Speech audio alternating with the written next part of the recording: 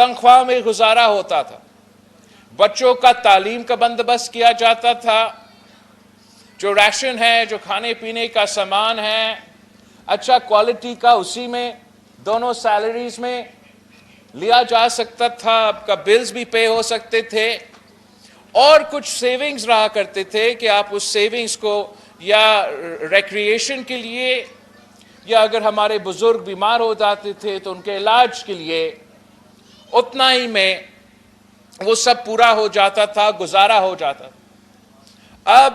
آج کے حالات میں، آج کی معاشی صورتحال میں اسی خاندان کو ڈبل ارننگز کرنا پڑتا، مطلب the two individuals جن کا روزگار ہے،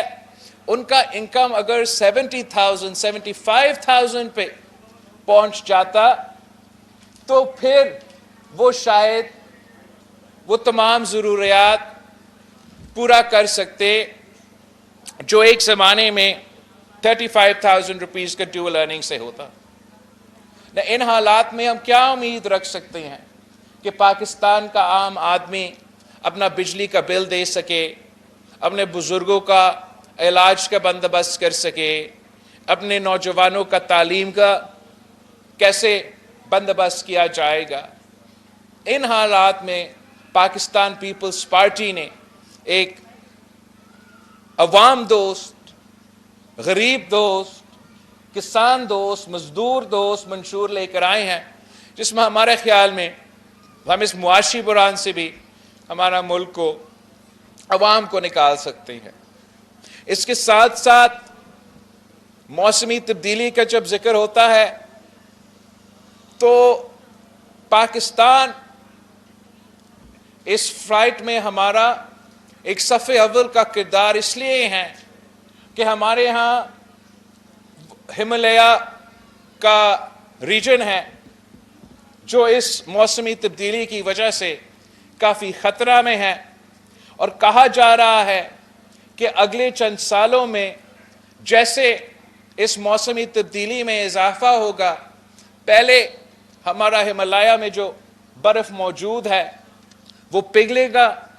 جس کی وجہ سے سیلاب ہوں گے، اس سیلاب میں ہمارے عوام کو نقصان ہوگا، پھر تھوڑی دیر بعد، تھوڑے عرصہ بعد وہ برف ختم ہی ہو جائے گا اور ہمارے عوام پیاس سے پریشان ہوں گے۔ اور اس کے ساتھ ساتھ اس وقت پاکستان دنیا میں with the fifth largest population in the world، ہمارا 70% آبادی نوجوان ہے، اور ہمارا اس پاپولیشن کو ہم نے تعلیم دینا ہے، ہم نے روزگار دینا ہے، ہم نے صحت دینا ہے، ہمیں تمام ضروریات پورا کرنا ہے۔ تو میں آپ سے پوچھتا ہوں کہ ہم کیسے پھر ایک طرف موسمی تبدیلی کا مقابلہ کریں، دوسری طرف تاریخی معاشی بحران کا مقابلہ کریں، تو تیسری طرف اپنا پاپولیشن ایکسپلوژن اور اپنے نوجوانوں کا جو تمام ضروریات ہے ہم ان کو کیسے پورا کر سکتے ہیں؟ میرا خیال میں ہم اپنا ہی وسائل میں سے محنت کر کے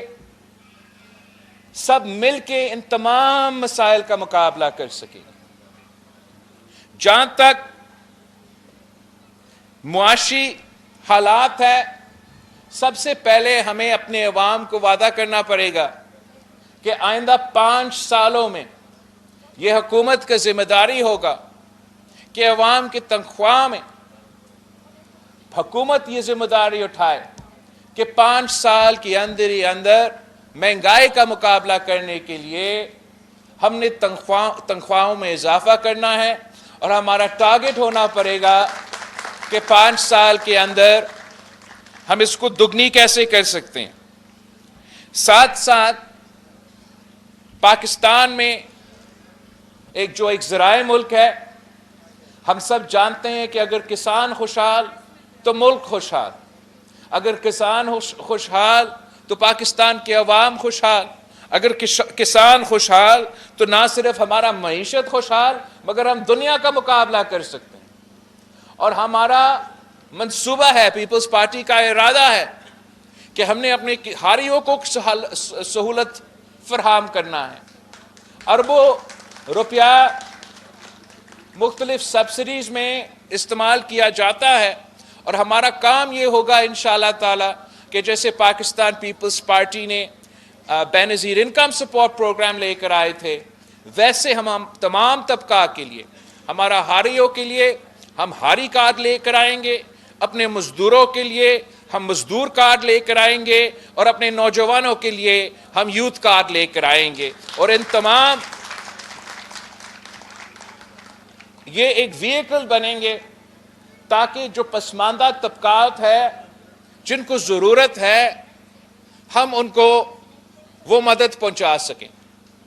ہم ہاری کارڈ کے تھرو انشاءاللہ تعالی ڈائریکٹ سبسڈی